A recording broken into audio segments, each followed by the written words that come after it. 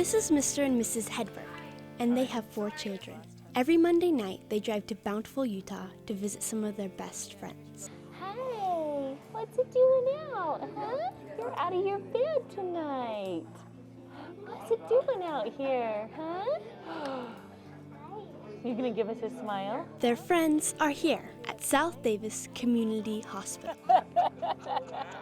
Tonight, they get to meet some new friends, and they also see some they know will be here for a long time. This is Danny Salazar. He's my friend.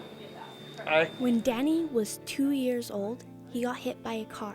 He's been here ever since, 24 years. He's an avid sports fan. Yeah. He smoked me in an NFL league this year, in fantasy leagues. Michaela has a rare disease that makes her always feel hungry. Well, you know what? You have your favorite person in the whole entire world, Gage, behind you. You should be in a good mood. No. Oh, run from him. Get away. The Hedbergs started coming to South Davis Hospital because of something that happened to Mrs. Hedberg. She says we can call her Annie. Can you give us another one? Oh, there's There a it good is. smile. He's the most like our daughter was.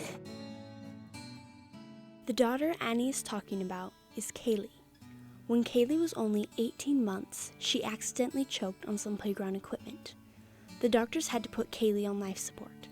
They told Annie she would always be on those machines, and she would sort of just be asleep all the time. At the time of her accident, I was a single mom and had to make the decision to take her off of life support, and the doctors told me that she would most likely pass away at that time. She didn't. Remarkably, she lived. It was very shocking and amazing to all of us that Kaylee lived when we took her off of life support. Kaylee was hooked up with all these tubes to breathe and have food, and she needed someone with her almost all the time.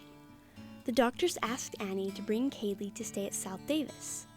It's a non-profit hospital that's a kind of bridge for sick kids who don't need a regular hospital like Primary Children's, but can't be cared for at home.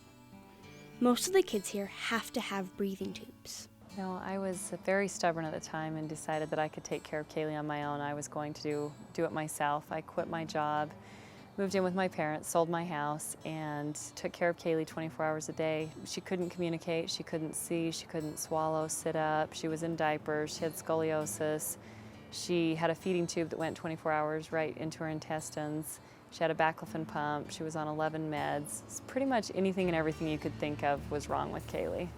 Kaylee lived for 4 years after her accident, and then died. After Kaylee passed away, it left such a huge hole in our lives because our world revolved around her, and we wanted our children to continue to have this experience and to be around these amazing children, and that's why we're here. Hi, Caroline. What are you doing? Hi. Hi. What are you doing?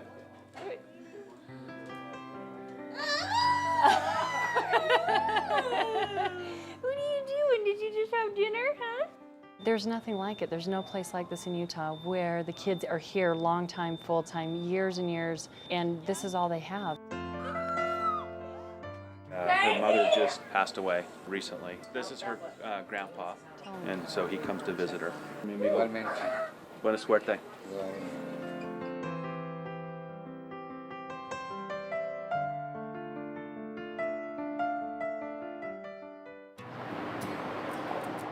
The point of this meeting is to talk about our observations so far, make sure that we're all on the same page with our plan. This is Nancy Murphy. She's very nice and a very good doctor, and she's what they call the attending physician at South Davis. She works with all the nurses and therapists and staff, and she checks on all the children and talks to their families. Wow, you are having a happy day.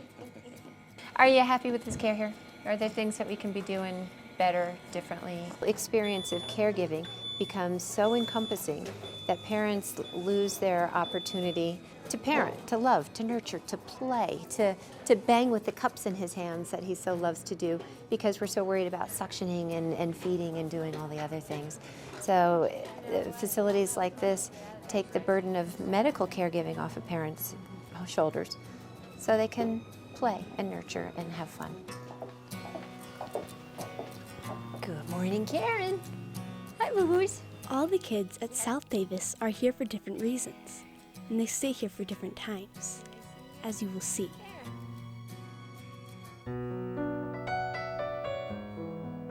Where's Karen's eyes? There they are. What about Abby's eyes? Karen is 8 years old. She is here because of something called non-accidental trauma. But it really means Karen's mom hurt her very bad one day, and her mom is in prison now. Abby is Karen's social worker. You gotta reach up high. You gotta reach up high. At first, Karen was in a sort of coma that lasted for months. But now they call her the miracle child. 6 or 7 months back, the doctors that she was working with were saying that she would remain in this semi-vegetative state and that she wouldn't be able to interact like she is now. Oh, we talked about swimming, huh? Swimming? Look at that smile. You wanna go swimming? Look at that smile. A place like South Davis is essential. Without it, we wouldn't have a place for kids like Karen. And I think that especially with the services that they can offer here, it's not just the nurses that come in and make sure that she's getting her food and that the medicine that she takes is appropriately given, but it's the therapies. It's the music therapist that comes in and sings songs to Karen. It's her teachers who can bring her in here and she can have some social interaction with kids and get some education as well.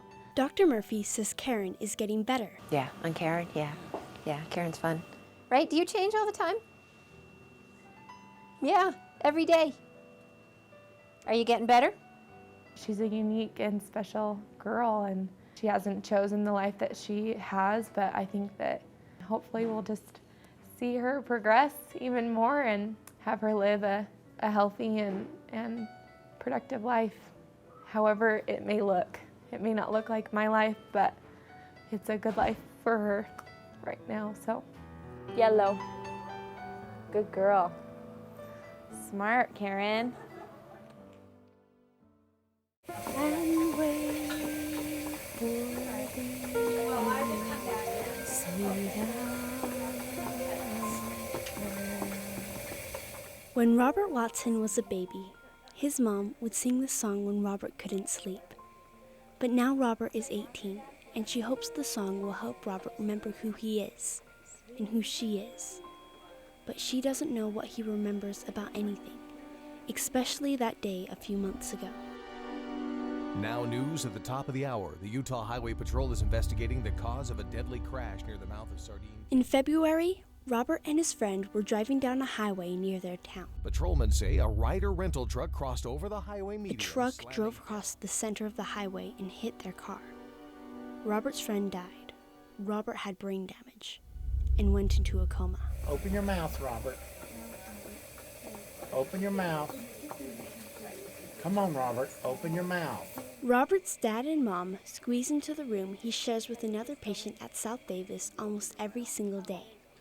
It seems like every week they see Robert do little things that give them more hope he'll get better, like today. And with a little coaxing, he actually said hi, and he turned to me and said, Mom. And it was just the most exciting moment that I've had since February. Happy birthday, dear Robert. Happy birthday to you. So he'll talk and walk again? Oh yeah, totally good. But the doctors don't even know if Robert will be normal again. Still, his parents keep coming to help him. Oh, you're mad at me. I can tell it in your eyes. You're just really mad at me. Come on, squeeze my hand. Ah, that's it. That's it. Okay, good. You're doing good. You're doing fine. I know you're upset. I'll quit now. I'll quit. Sometimes it's hard for me to tell that he's doing well, because I want him to be perfect again. I want him to talk to me like we always did. But I get lots of reassurance from the staff, from the aides, from the nurses that he's doing well and he's improving.